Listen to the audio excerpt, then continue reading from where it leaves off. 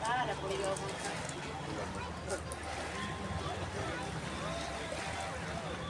Θα το πετάξω κοντά στη φρικατσία. Άγιο εδώ.